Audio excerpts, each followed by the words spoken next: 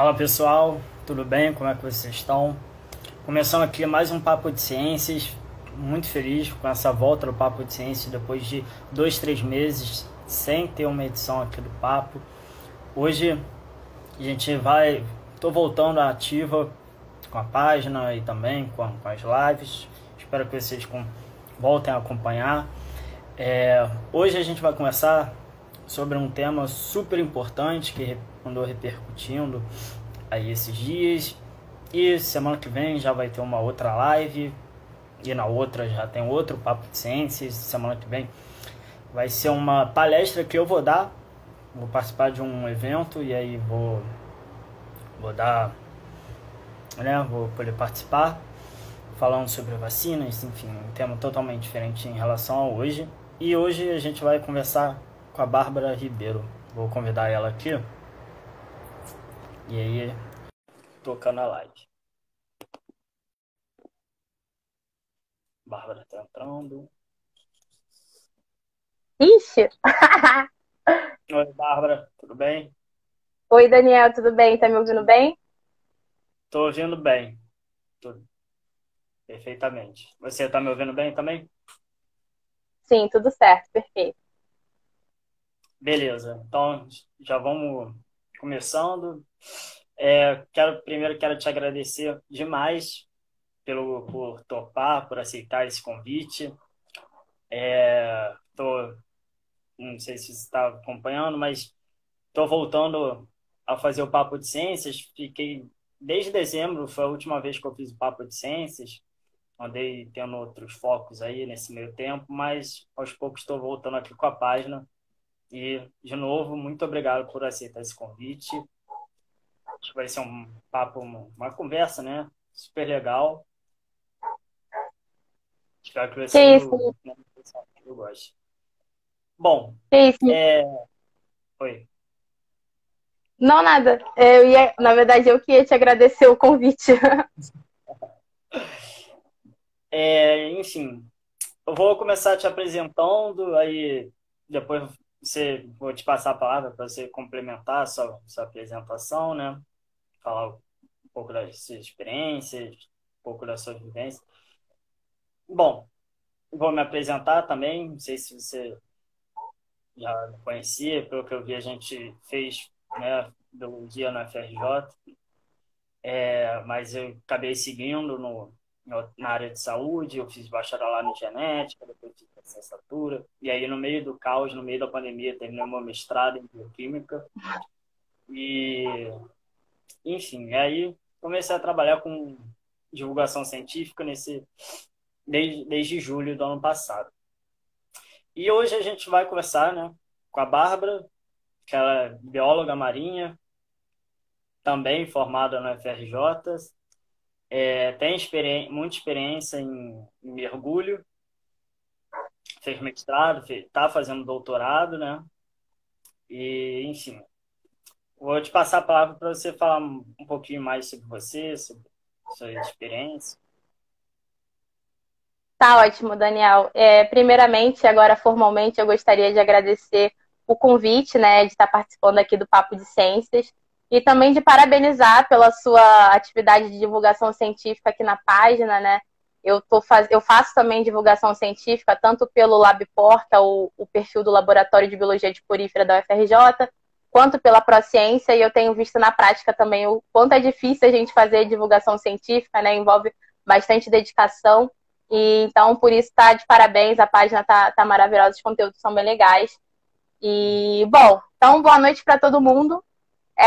Como o Daniel já muito bem apresentou, eu sou bióloga marinha, fiz o mestrado e estou fazendo atualmente o doutorado na UFRJ. Eu trabalho com esponjas marinhas desde 2012, então desde a graduação que eu venho trabalhando com esse grupo. E por isso eu utilizo bastante o mergulho como uma ferramenta científica, que vai ser mais ou menos o que a gente vai permear aí nessa live, né, Daniel? Exatamente. Eu até botei, né? Eu gosto procuro sempre botar um título assim chamativo, marcante. Acho que na primeira vez que tive a impressão que você tomou um susto, mas é justamente isso, para chamar a atenção do pessoal Não, ficou E, ótimo, o título ficou ótimo. e aí, enfim, vamos começar, né, falando, bem puxando, né, a sardinha pro título. Eu já te pergunto, a gente sabe que a prática de mergulho cada vez mais é muito comum, tanto para o lado profissional quanto para o mergulho recreativo, né? Eu mesmo uma vez, eu mergulhei ano retrasado, se não me engano, fiz um mergulho de batismo e foi assim, uma experiência incrível. Então, assim, uma atividade que eu gosto muito de fazer. Em algum momento da vida eu pretendo fazer o curso para poder tirar a carteira de mergulhador. Mas, assim, eu já uma coisa que a gente, quando mergulha, né, vai aprendendo a mergulhar, a gente já vai aprendendo o que pode fazer, aquilo que não pode fazer, os sinais, né, para conversar com o instrutor, com o professor ali, mas não foca muito na parte de biologia, o que eu imagino que seja normal, natural. E aí, assim, eu quero te perguntar, né, qual seria a importância para você, como é que você vê isso, a importância da atividade de mergulho, tanto recreativo quanto profissional, para pro lado da conservação do ambiente marinho, ambiente aquático, puxando um pouco para essa área também de educação ambiental. O que você acha disso? Olha, já respondendo diretamente assim ao questionamento do título, né? Com certeza o mergulho ele pode ser um super aliado da conservação do ambiente marinho, isso não tem dúvida nenhuma. A gente tem esse conceito de que é necessário conhecer para conservar, né? E a partir do momento que você está ali no ambiente marinho, você está com aquela conexão com a natureza, você está vendo ali também toda a beleza e toda a fragilidade daquele próprio sistema, né? E especialmente quando o turismo ele é aliado com a educação ambiental e também com o ecoturismo de uma maneira geral. Então isso facilita muito e propicia bastante a conservação das espécies, né? E toda essa integração das pessoas com a natureza, né? Porque, por exemplo, você não vai querer conservar uma esponja se você nem sabe como uma esponja existe, se você não sabe a funcionalidade dela, para o que ela serve. Então, por isso que é importante a gente conhecer as coisas para a gente despertar o interesse de querer conservar aquele ambiente, né? Então, o mergulho recreativo, com certeza, ele é bem favorável nesse sentido. E, além disso, a gente também tem a ciência cidadã, na qual a própria sociedade, né, formada pelos não cientistas, não especialistas, né, na área, eles atuam ali gerando conhecimento científico e fazendo a construção da ciência, né? E amplia bastante o raio de atuação desses pesquisadores, né? Porque a gente tem uma equipe com um número limitado, os pesquisadores não conseguem estar em todos os pontos da costa brasileira, por exemplo, mas existem turistas ao longo de toda a costa, né? Então, com isso, a gente consegue ampliar bastante o raio de atuação, também aumentando o senso de responsabilidade ambiental, aproximando a sociedade da própria ciência, estimulando também o próprio pensamento crítico, né? Porque você tá ali como um agente transformador, um agente construtor também da ciência. Então, a ciência cidadã atua bastante também de forma bem positiva nesse engajamento para a conservação das espécies.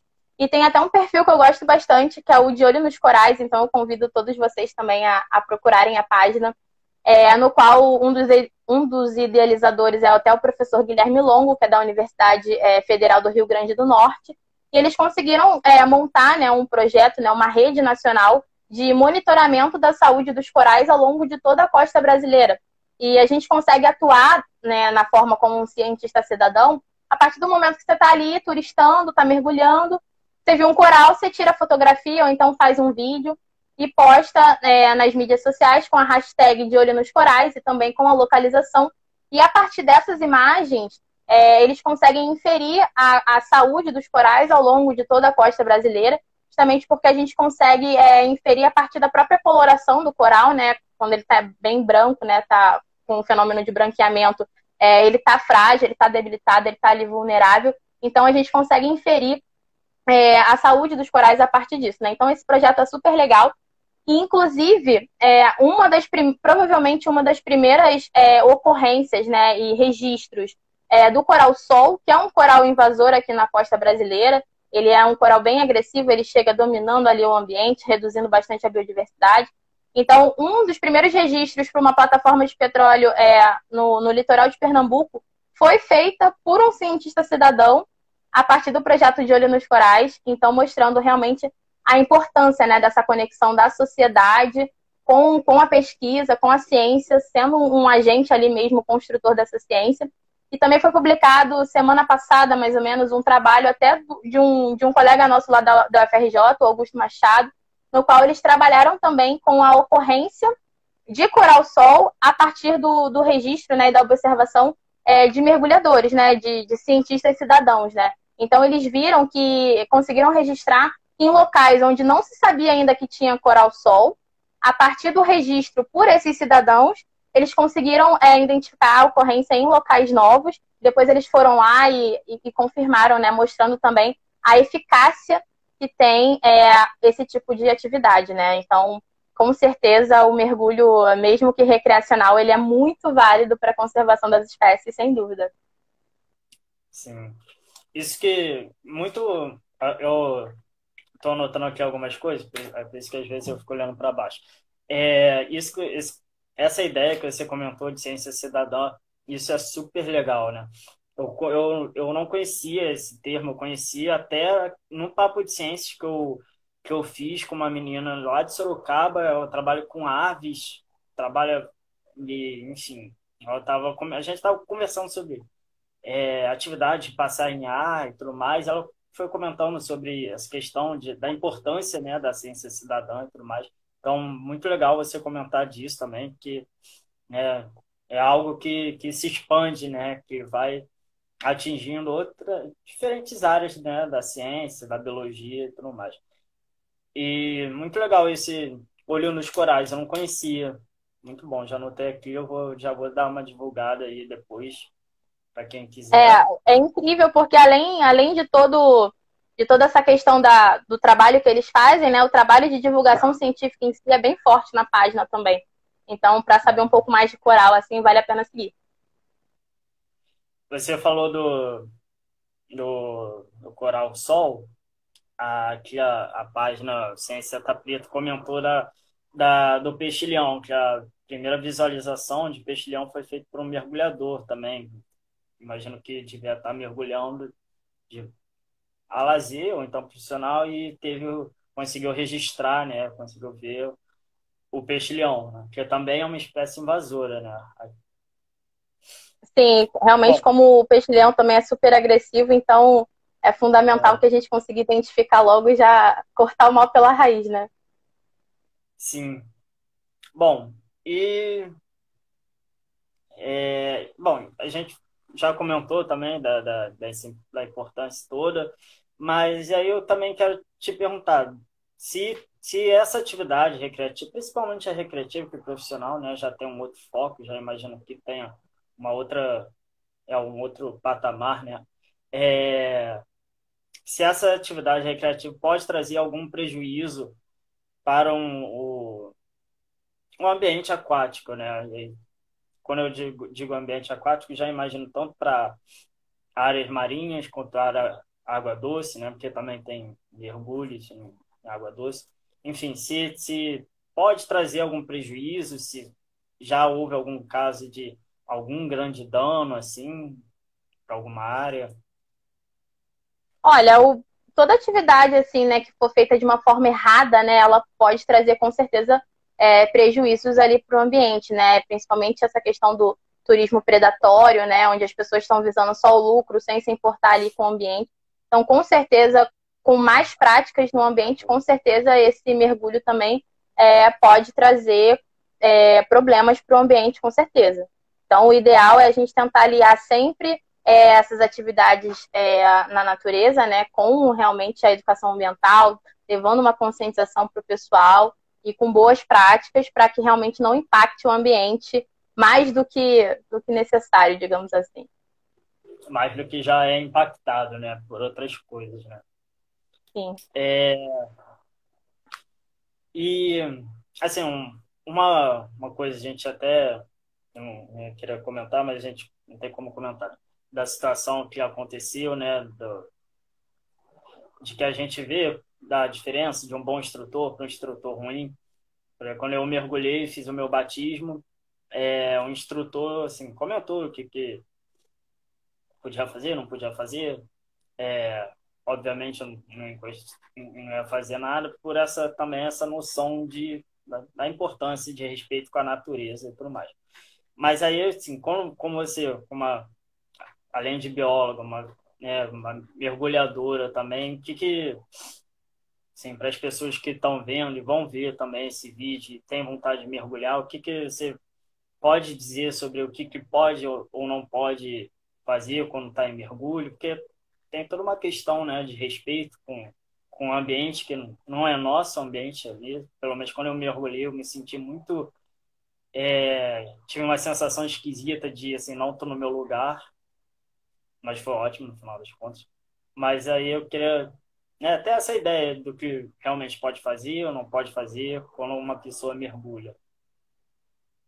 Eu acho que você colocou bem essa questão de realmente a gente não estar na nossa casa, né? No nosso ambiente, assim, natural, né?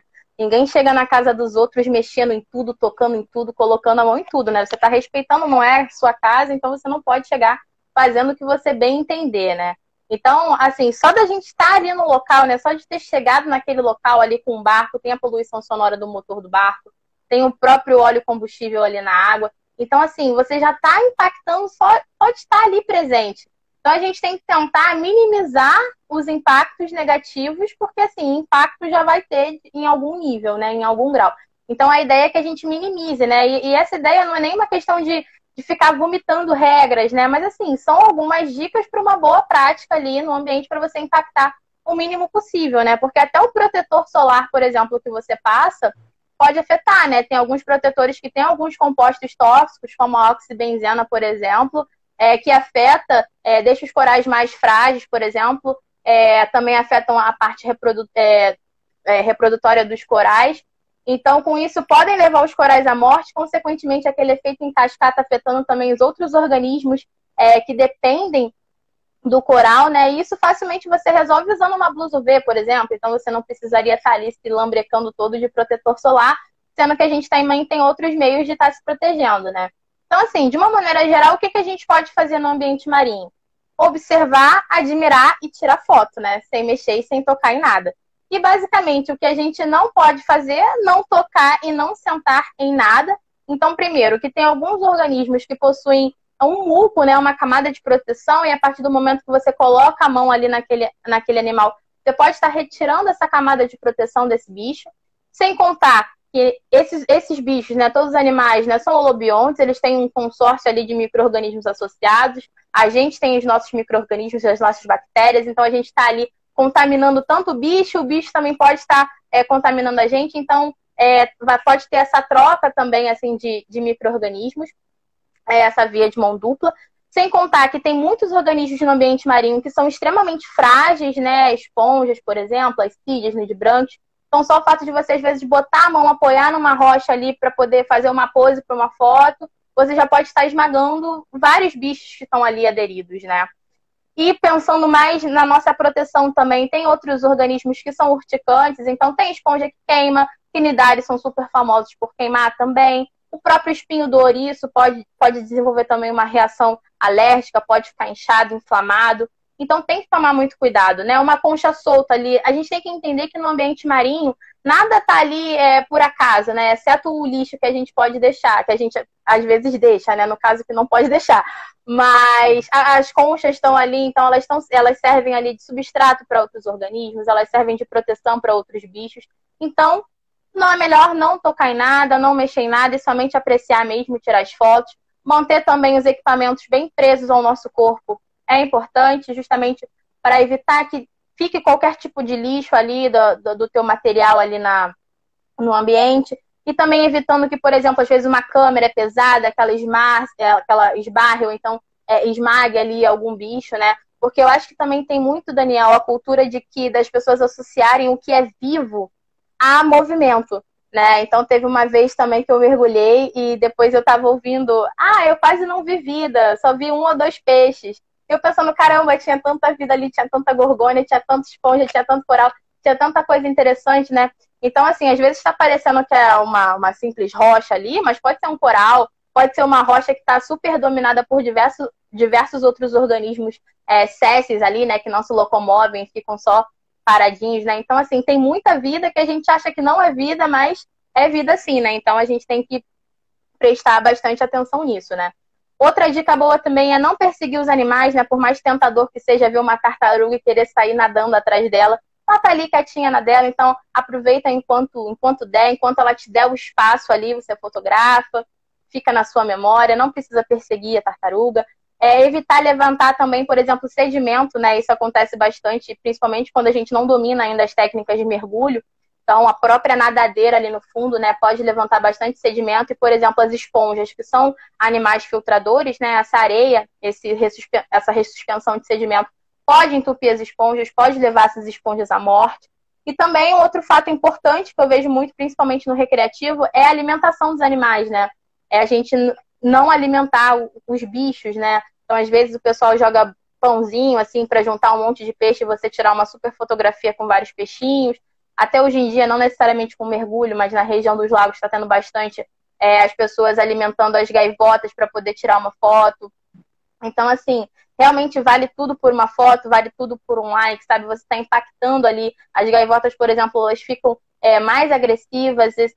Geralmente a alimentação para esse tipo de foto é um biscoito, né? Que não tem valor nutricional nenhum ali. Então, afeta tanto o indivíduo adulto quanto a prole daqueles animais. Então, é muito importante que a gente tenha uma certa consciência e bom senso também, né? Na hora de estar ali no ambiente marinho e saber se portar, né? Então, eu diria que esses são os pontos principais, assim, para a gente não fazer enquanto estiver no ambiente, né?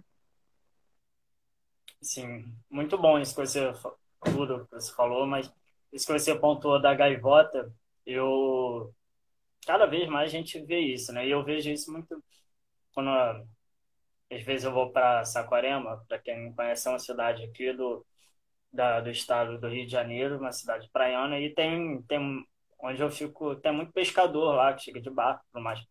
E acontece muito isso, assim, das pessoas pegarem um pouquinho, assim, um resto de peixe, um pedacinho de peixe, ficar dando para chegar e volte, para tirar uma foto e tudo mais.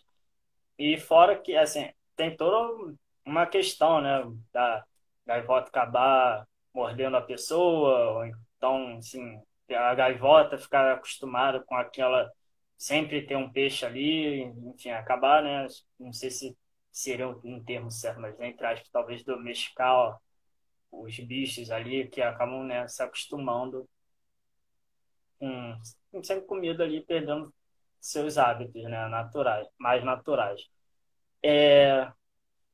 Bom, fechando um pouco essa parte do mergulho mais recreativo, focando mais um pouco no mergulho profissional, de volta e meia aparece alguma reportagem, que normalmente são reportagens super legais em relação, né, ao mergulho profissional.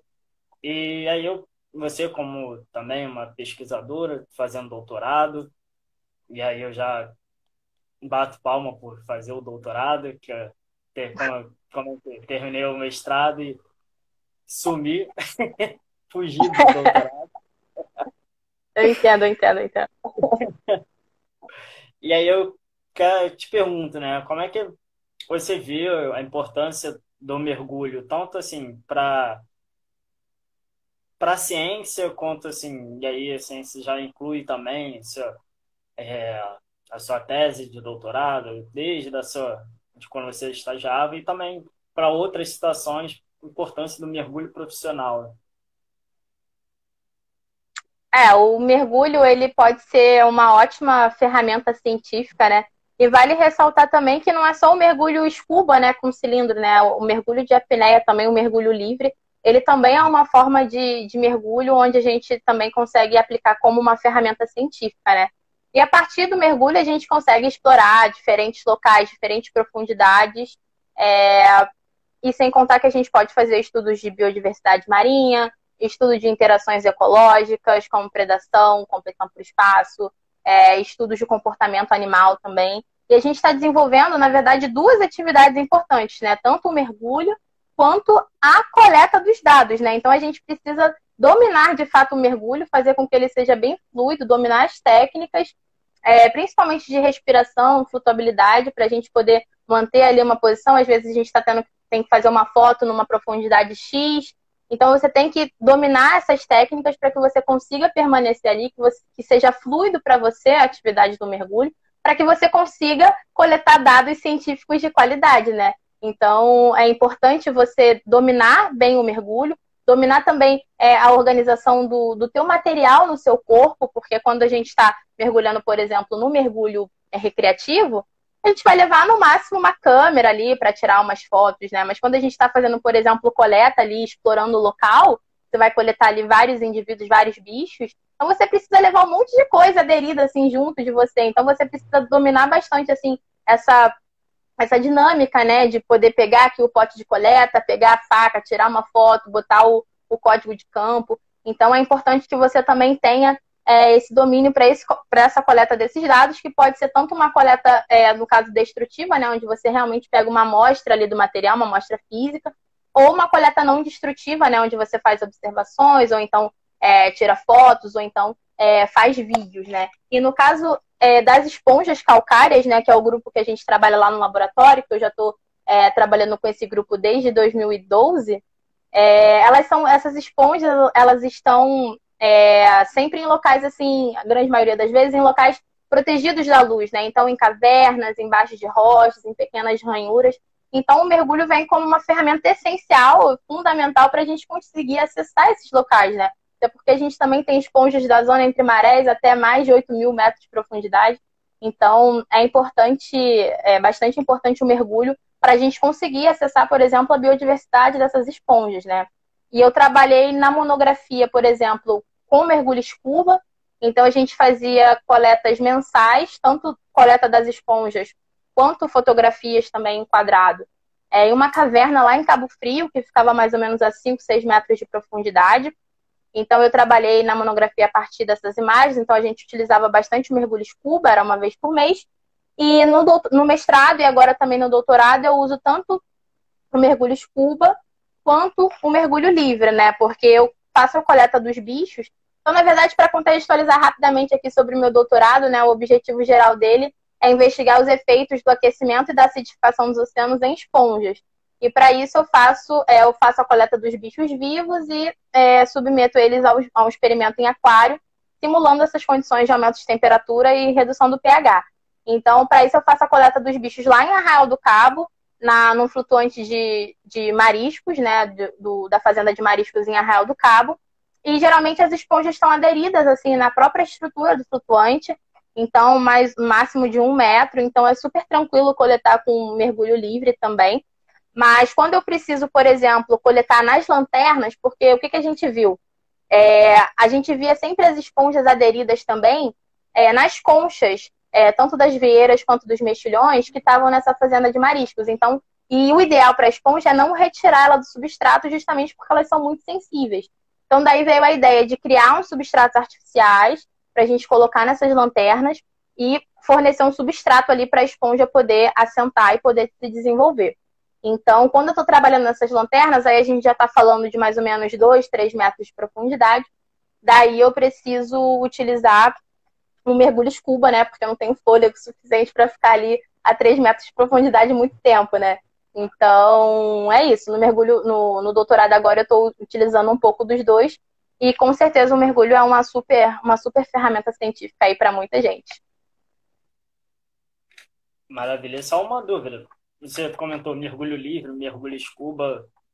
O que é o quê? Qual é a diferença? Não sei se todo mundo sabe. Eu mesmo. O mergulho livre é quando você faz o mergulho sem qualquer outro sistema de fornecimento de ar, né? Então você vai no próprio peito mergulhando, né? No máximo, obviamente, usa uma máscara, nadadeira, um snorkel, mas você não usa o cilindro, né? E o mergulho scuba é quando você usa o cilindro, né? Você tem esse fornecimento, esse aparelho de ar, né? Esse cilindro de ar para te fornecer ar e você conseguir ficar mais tempo. E uma outra dúvida, você comentou, só para o pessoal, nem todo mundo é da área, mas só para você falar um pouquinho. Você comentou de fazer coleta, de mexer nos bichos e tudo mais. Mas é bom, assim, né, comentar que você e o laboratório têm uma licença para isso, né? De como é que funciona. Queria saber como é que funciona isso. Sim, Daniel, muito bem observado. Então é bem importante também, principalmente para a gente que trabalha com isso e tem que manipular os bichos, porque é o nosso trabalho, a gente frisar bastante e deixar isso bem claro também, especialmente quando divulga alguma foto, por exemplo, na rede social, para não dar a ideia errada, né? E acabar incentivando as pessoas ao errado, né? Então, toda coleta científica, de material científico, você precisa de uma licença específica. Então, a gente tem que informar quantos bichos a gente vai coletar, para que vai coletar. Então é um relatório bem extenso que a gente tem que a gente envia. Geralmente o ICMBio que vai avaliar se vai te dar a licença ou não. E você tem que, enfim, fornecer todas as informações do porquê da sua pesquisa, todos esses dados, para você conseguir a licença para você conseguir coletar esse material. Não é simplesmente chegar lá e coletar. Então, toda a expedição, toda a coleta, a gente tem que levar a licença de coleta, e são licenças específicas para cada trabalho também, que a gente tem que fazer. Essa licença tem um determinado tempo, ela expira também, então não adianta você ter uma coleta e querer usar para sempre, porque ela é por um período de tempo. E a gente sempre faz o registro de expedição também, indicando quem está indo, quem está coletando, então tudo isso é muito bem documentado, porque a gente precisa prestar contas também em relação a isso. Então a gente tem mesmo que fazer essas licenças. Entendi. É bom, sempre bom, né, a gente frisar isso. E aqui uma pessoa já até perguntou, né, acho que vai surgindo algumas dúvidas, se vocês devolvem esses animais depois para o mar, se fica direto a um laboratório, se entra em alguma coleção depois. Legal, ótima pergunta. Bom, no meu trabalho, os bichos, quando a gente acaba o experimento, eu estou investigando tanto os efeitos no esqueleto quanto na comunidade de micro-organismos associados. Então, quando acaba o experimento, a gente fixa o bicho para poder fazer essas análises. Então, não tem como retornar com esses bichos para o mar, porque a gente precisa acessar as informações no bicho, então a gente acaba tendo que coletar mesmo, que fixar os bichos. Mas, enfim, existem outras pesquisas que pode ser o caso de você deixar confinado por um tempo, realizar sua pesquisa e depois devolver. Mas no meu caso, não. No meu caso, eu tenho que utilizar o bicho inteiro porque eu preciso acessar as informações do esqueleto e dos micro-organismos. Legal. E eu acho que a gente está caminhando bem. Se mais alguém tiver alguma pergunta, pode jogar aí que eu estou anotando aqui. Bom, e aí eu vou, né, te fazer uma pergunta. Eu já confesso que eu andei pensando isso durante a pandemia. E como é que está sendo, né? Você, como uma doutoranda, imagino que você tenha muito trabalho de campo, assim como várias outras pessoas da biologia e de outras áreas que tenham muito trabalho de campo. Como é que está sendo você seguir essa tese no meio da pandemia? Como é que está sendo essa experiência? Olha, o desafio tá grande, viu? Principalmente pelo fato de eu realizar as coletas e precisar desse sistema experimental. Então, eu ia realizar os experimentos, né, simulando a acidificação e o aquecimento em março do ano passado. Daí veio a pandemia, fechou tudo. Então, a própria cidade de Arraial do Cabo, onde eu realizo as coletas, a cidade fechou. E o Aquarrio também, onde eu realizo os experimentos, eles também ficaram fechados. O que, na verdade, ótimo, né, o fato deles terem fechados, porque era a medida cabível e necessária para o momento, né, para tentar frear a pandemia. Então, mas, assim, pensando num desafio e numa problemática, pensando no meu trabalho, no meu projeto, foi essa com certeza, porque, enfim, mesmo que eu quisesse, eu não poderia fazer nada porque a cidade estava fechada e o Aquarrio também estavam fechados e não tinha acesso, não teria como desenvolver esses experimentos. E, além disso, tem um dos grandes problemas que assolam os pós-graduandos é justamente os prazos, né? Porque mesmo em meio à pandemia, o tic-tac do pós-graduando continuou rodando, né? Então, assim, os bolsistas CAPES ganharam até 6 meses de extensão, mas, por exemplo, a FAPERJ não deu extensão, CNPq eu acho que deu 2 meses. Então, o prazo também, né? O prazo continua aí, se você não conseguir realizar determinada análise, determinado experimento, isso vai com certeza afetar a tua própria tese, né? Mas se eu pudesse elencar também vantagem, eu diria a própria disponibilidade de tempo para fazer a escrita, né? Porque o trabalho do biólogo também, principalmente do biólogo marinho, às vezes as pessoas acham que, que maravilha, deve ficar na praia o dia inteiro, no mar o dia inteiro, deve ser ótimo. E assim, é ótimo de certa forma, mas assim, é uma super falácia achar que a gente fica na praia e no mar o dia inteiro, né? Porque não é assim. Às vezes, um dia de campo você fica 6 meses na bancada, rodando análise, escrevendo. Então, a gente tem bastante flutuações, né, também nisso. Então, com essa pandemia, eu acabei tendo tempo para me dedicar a essa parte de escrita mesmo e de análises dos dados, né? E em relação à vantagem, eu poderia dizer isso, né? Mas os desafios são grandes. Sim, eu compartilho. Deixa eu... Tem uma pessoa perguntando aqui, baiano. Quais as... Ele perguntou aqui. Quais as principais dificuldades enfrentadas em sua pesquisa com esponjas? Caramba, vocês vão me fazer começar a chorar aqui daqui a pouco. Não, assim, são muitas, assim, trabalhar com bicho vivo, de uma maneira geral, é bem problemático. Porque essas esponjas, elas são esponjas exóticas aqui na costa brasileira, as esponjas que eu trabalho. Então, a gente tem algumas variações também no ciclo de vida dessas esponjas. Então, pensa só, eu preciso que a larva assente na minha placa artificial que eu fiz, que ela se desenvolva para eu colocar no sistema experimental. Então, alguns testes que eu fiz, elas estavam morrendo no sistema experimental, então a gente teve ainda que ajustar esse sistema. Então, um dos grandes desafios é você trabalhar com bicho vivo com certeza. Porque não depende de você, né? São fatores totalmente externos, né? Eu não tenho como regular o ciclo de vida daquela espécie, eu não tenho como obrigar que aquela larva sente ali no substrato. Enfim, então são coisas que não dependem de mim. Então, com isso, geram vários fatores externos que a gente tem que torcer também para dar certo. Eu compartilho muito esse pensamento do que não depende só da gente, né? Depende também da natureza e do universo. O Sempre muito universo tem que conspirar com certeza.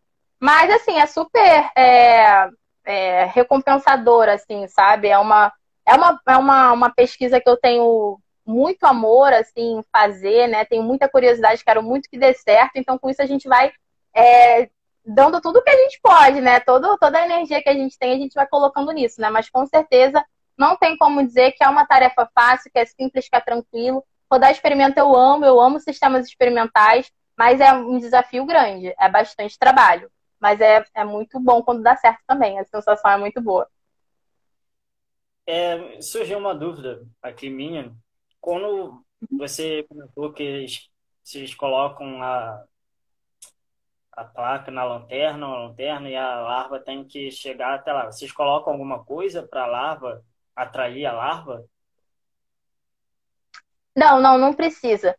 O máximo que vai acontecer é a própria base estando ali na água, né? É necessário para a larva sentar, é necessário que tenha um biofilme, né? Mas a partir do momento que você coloca a base ali, em mais ou menos algumas semanas você já tem um biofilme formado e com isso a larva senta. Então, mais ou menos, se você botar uma base nua, né, recém-feita, mais ou menos com um mês você já tem esponja calcária aderida ali naquela base. Então, a própria natureza se encarrega de criar esse biofilme. Legal, entendi. Uma outra dúvida, e acho que é interessante a gente comentar disso. Você comentou que tem uma parceria com a Aquario, e acho que imagino que outros aquários do Brasil, do mundo, devam ter isso também, essa parceria, né? Só de pesquisa. Porque muitas pessoas quando vão no aquário, e também em alguns museus, só vê a exposição e não sabem o que tem por trás também, que é toda uma parceria com universidades e centros de pesquisa, né? E aí, como é que é a sua relação, assim, do seu trabalho, assim, no caso da UFRJ, com essa parceria com a Aquario? Essa pergunta é bem legal também, e eu sou uma super a favor da colaboração na ciência. Então, desde o mestrado, na verdade, eu não teria feito nada se não fosse a colaboração, porque foi uma linha de pesquisa também super nova no laboratório, então a gente precisou de muitos parceiros para poder toda essa linha de pesquisa de mudanças climáticas e de experimentos realmente dar certo, né? E no Aquarrio é bem forte esse tripé, né, de conservação, do aquário e da própria pesquisa, né? Então, eu estou inserida num grupo de pesquisas de corais e esponjas, onde eles estão desempenhando também, fazendo trabalhos incríveis com corais e para a proteção dos corais com a formulação de probióticos para corais, né? Para aumentar a resistência e a resiliência desses animais frente ao aquecimento dos oceanos. Então, é uma pesquisa pioneira no mundo. Então, eu estou inserida nesse grupo, né? Onde a gente trabalha tanto com corais, eu sou representante de esponjas, e a gente desenvolve esses experimentos, essa parte experimental lá no Aquarrio. Então é uma parte bem forte mesmo. O Aquarrio tem como um dos seus pés essa questão da pesquisa, né? Então é uma parte muito importante para eles, e com isso a gente tem essa colaboração. Legal, muito bom, muito legal saber isso, muito bom comentar isso para as pessoas e também, né, isso se ocorre, né, no Aquarrio, que é um dos maiores aquários, né, da América Latina, mas né, outros aquários também com certeza devem fazer isso também. Bom, não sei se mais alguém vai ter alguma pergunta, acho que a gente já falou um pouco sobre tudo. Como a gente tem um pouquinho de tempo, aí eu quero. Normalmente eu gosto de deixar esse um pouco, esse final para, sei lá, se você quer deixar alguma mensagem, quer fazer alguma propaganda, você que tem também uma página de divulgação científica. Não, então. Ah, minha voz está falhando já. Então, eu gostaria, né, mais uma vez, de agradecer, Daniel, o convite. E também convidar vocês, então, para poder seguir. Tem a página da Prociência. Eu posso deixar aqui, ou então, se alguém que estiver aí vendo souber, pode digitar aí para mim, por favor. A Prociência tem a página do Laboratório de Biologia de Porífera, que é o @labpor. Também tem o @UFRJLEM, que é esse outro grupo de pesquisa voltado para coral.